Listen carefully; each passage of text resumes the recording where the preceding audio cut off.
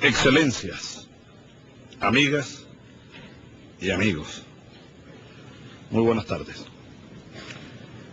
El propósito original de esta reunión ha sido desvirtuado totalmente.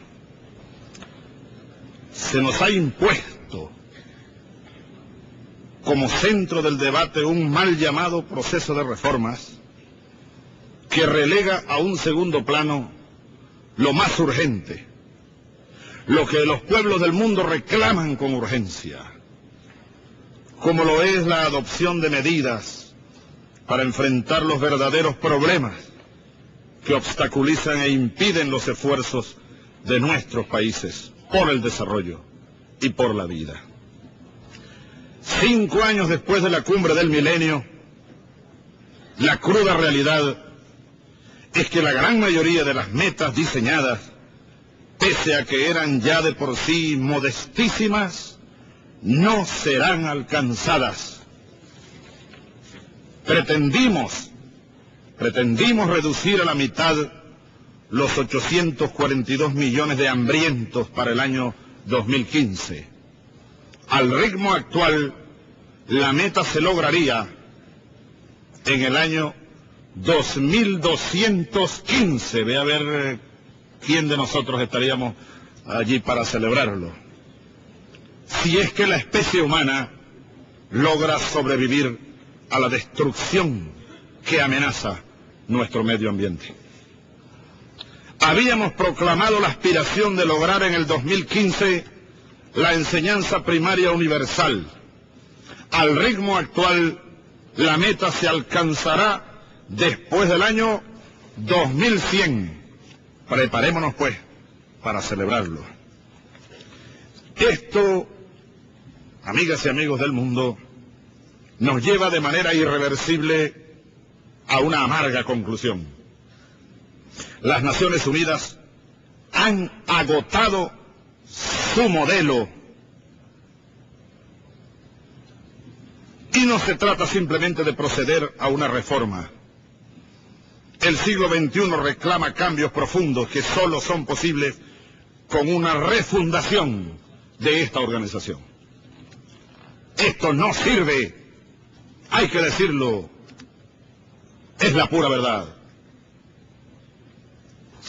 Esas transformaciones a las que desde Venezuela nos referimos al mundo tienen para nosotros, desde nuestro punto de vista, 2 tiempos. El inmediato, el de ahora mismo, y el de los sueños, el de la utopía. El primero está marcado por los acuerdos lastrados por el viejo esquema. No le rehuimos y traemos incluso propuestas concretas dentro de ese modelo en el corto plazo.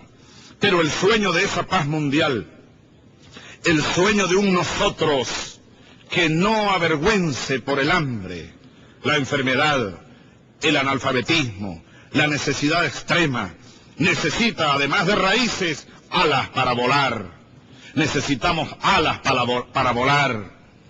Sabemos que hay una globalización neoliberal aterradora, pero también existe la realidad de un mundo interconectado que tenemos que enfrentar no como un problema, sino como un reto.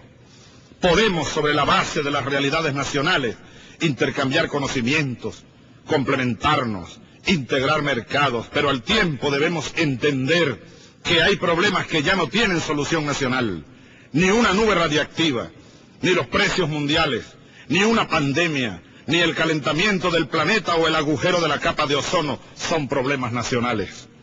Mientras avanzamos hacia un nuevo modelo de Naciones Unidas que haga cierto y suyo ese nosotros de los pueblos, hay 4 reformas urgentes e irrenunciables que traemos a esta asamblea.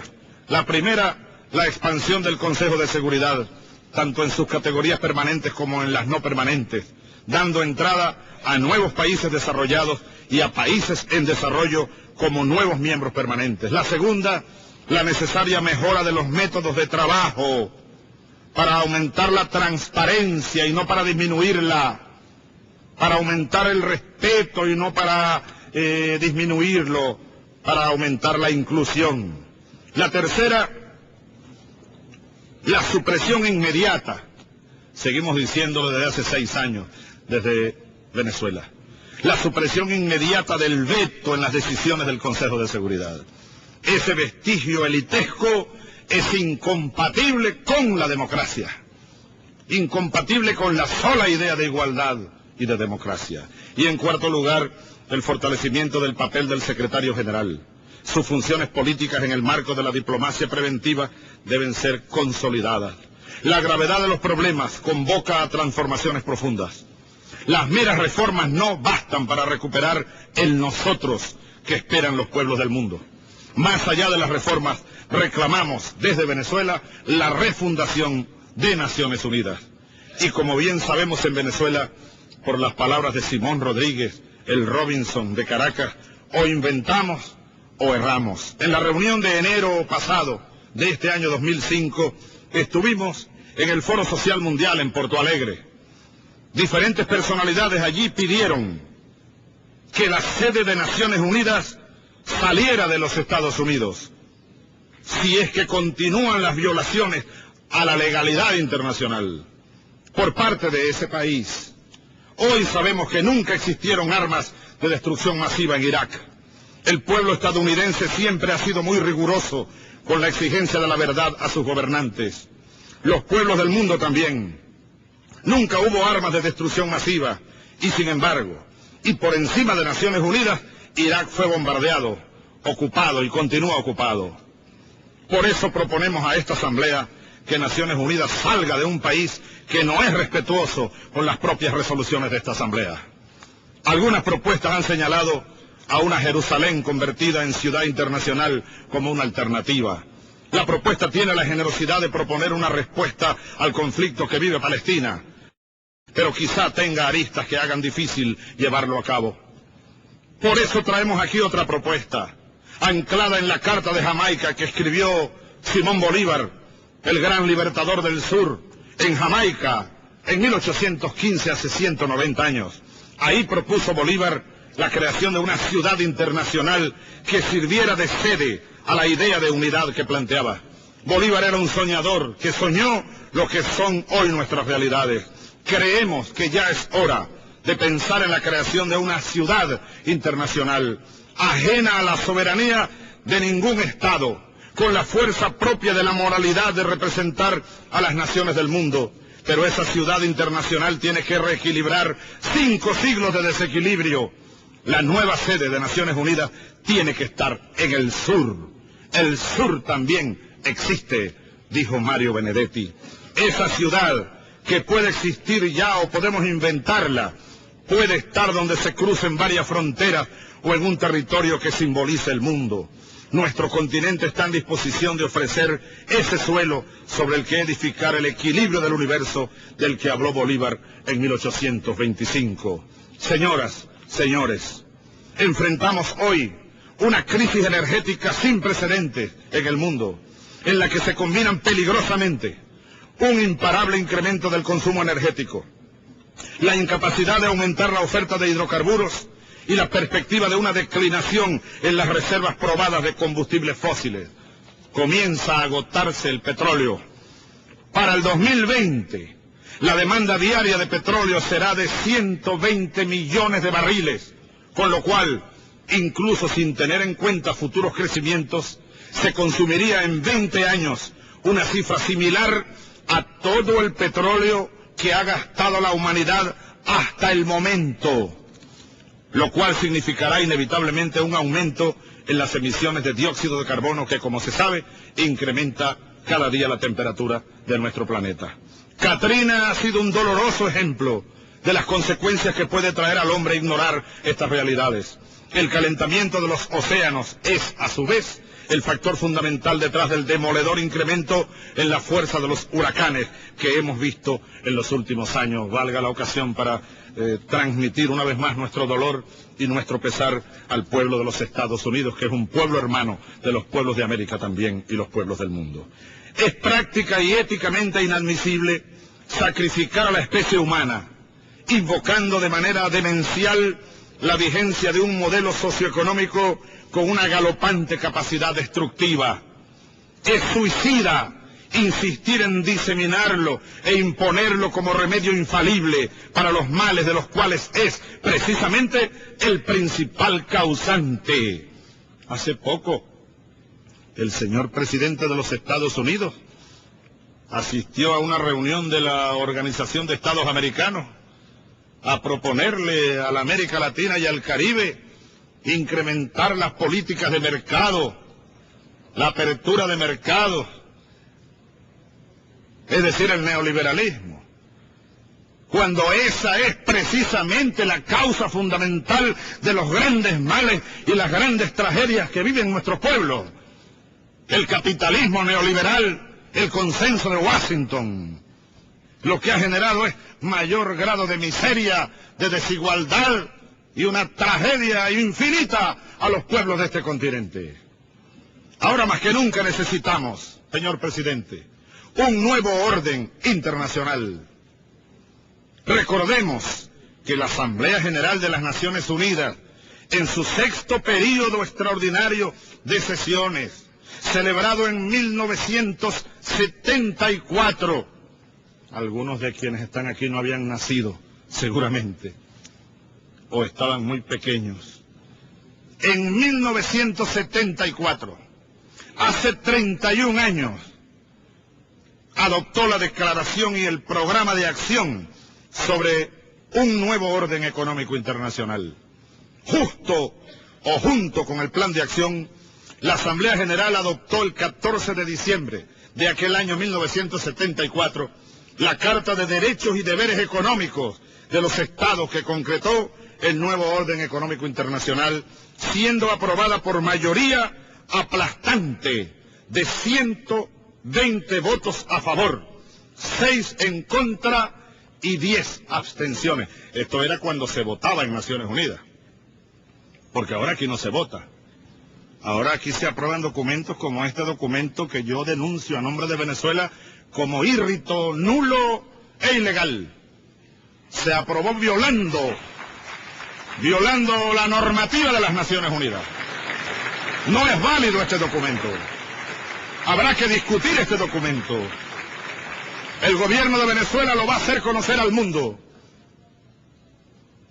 Pero nosotros no podemos aceptar la dictadura abierta y descarada en Naciones Unidas. Estas cosas son para discutirlas. Y para eso yo hago un llamado muy respetuoso a mis colegas, los jefes de Estado y los jefes de gobierno. Ahora me reunía con el presidente Néstor Kirchner y bueno, yo sacaba el documento. Este documento fue entregado 5 minutos, solo en inglés, a nuestros delegados. Y se aprobó con un martillazo dictatorial que denuncio ante el mundo como ilegal, írrito, nulo e ilegítimo.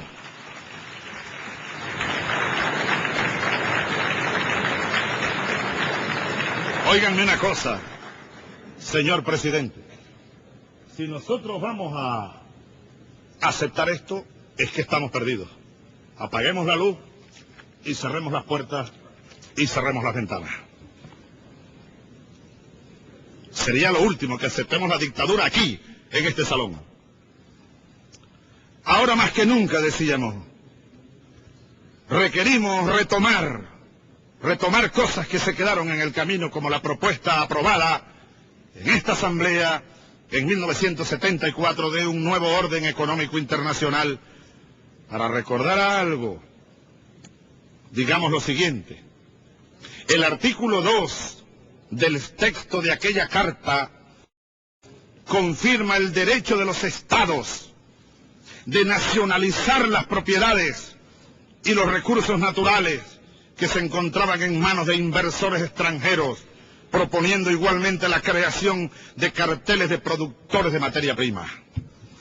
En su resolución 3201 de mayo de 1974, expresó la determinación de trabajar con urgencia para establecer un nuevo orden económico internacional basado, óiganme bien, os ruego, en la equidad, la igualdad soberana, la interdependencia, el interés común y la cooperación entre todos los estados, cualesquiera que sean sus sistemas económicos y sociales, que corrija las desigualdades y repare las injusticias entre los países desarrollados y los países en desarrollo y asegure a las generaciones presentes y futuras la paz, la justicia y un desarrollo económico y social que se acelere a ritmo sostenido.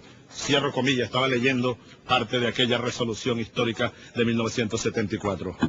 El objetivo del nuevo orden económico internacional era modificar el viejo orden económico concebido en Bretton Woods.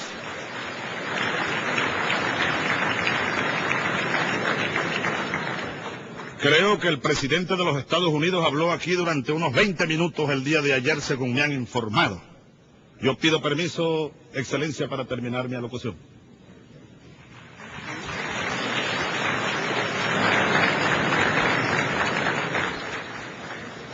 El objetivo del nuevo orden económico internacional era modificar el viejo orden económico concebido en Bretton Woods en 1944 y que tendría una vigencia hasta 1971, con el derrumbamiento del sistema monetario internacional. Solo buenas intenciones, ninguna voluntad para avanzar por ese camino. Y nosotros creemos que ese era y ese sigue siendo el camino. Hoy reclamamos desde los pueblos, en este caso el pueblo de Venezuela, un nuevo orden económico internacional.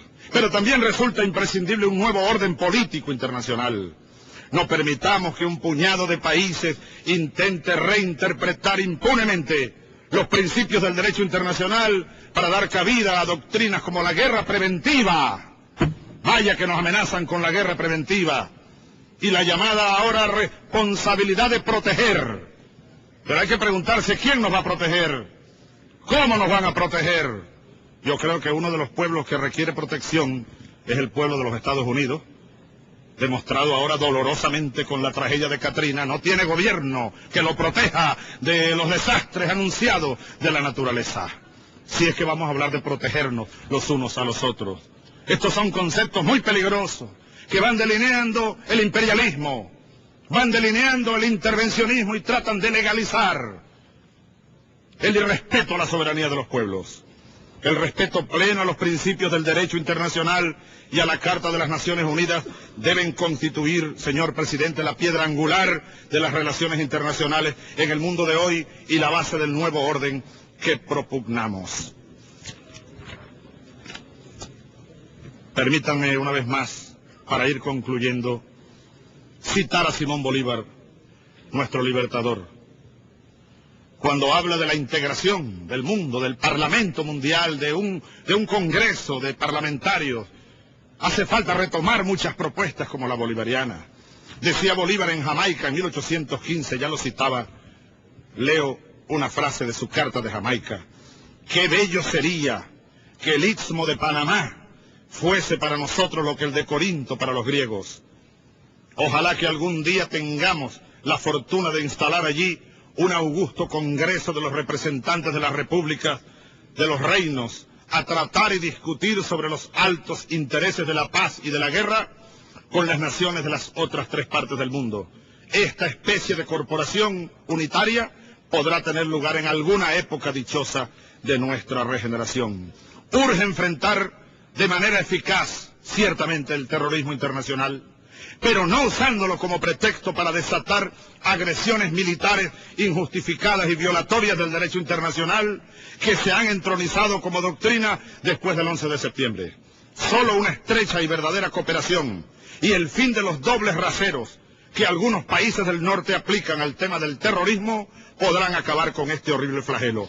Señor presidente, en apenas 7 años, la revolución bolivariana, el pueblo venezolano pueden exhibir importantes conquistas sociales y económicas. 1.406.000 venezolanos aprendieron a leer y escribir en año y medio. Nosotros somos 25 millones aproximadamente. Y en escasas semanas el país podrá, dentro de pocos días, declararse territorio libre de analfabetismo. Y 3 millones de venezolanos antes excluidos por causa de la pobreza fueron incorporados a la educación primaria, secundaria y universitaria. 17 millones de venezolanos y venezolanas, casi el 70% de la población, reciben por primera vez en la historia asistencia médica gratuita, incluida los medicamentos, y en unos pocos años todos los venezolanos tendrán acceso gratuito a una atención médica por excelencia. Se suministran hoy más de 1.700.000 toneladas de alimentos a precios módicos a 12 millones de personas, casi la mitad de los venezolanos. 1 millón de ellos lo reciben gratuitamente, de manera transitoria. Estas medidas han generado un alto nivel de seguridad alimentaria a los más necesitados. Señor presidente, se han creado más de 700.000 puestos de trabajo, reduciéndose el desempleo en 9 puntos porcentuales. Todo esto en medio de agresiones internas y externas, que incluyeron un golpe militar facturado en Washington y un golpe petrolero facturado también en Washington. Pese a las conspiraciones, a las calumnias del poder mediático y la permanente amenaza del imperio y sus aliados, que hasta estimula el magnicidio, el único país donde una persona se puede dar el lujo de pedir el magnicidio de un jefe de Estado es los Estados Unidos. Como ocurrió hace poco con un reverendo llamado Pat Robertson, muy amigo de la Casa Blanca, pidió públicamente ante el mundo mi asesinato. Y anda libre. Eso es un delito internacional. Terrorismo internacional. Pues bien, nosotros lucharemos por Venezuela, por la integración latinoamericana y por el mundo. Reafirmamos aquí en este salón nuestra infinita fe en el hombre, hoy sediento de paz y de justicia, para sobrevivir como especie. Simón Bolívar, padre de nuestra patria y guía de nuestra revolución, juró no dar descanso a su brazo ni reposo a su alma hasta ver a la América libre. No demos nosotros descanso a nuestros brazos, ni reposo a nuestras almas, hasta salvar la humanidad. Señores, muchísimas gracias.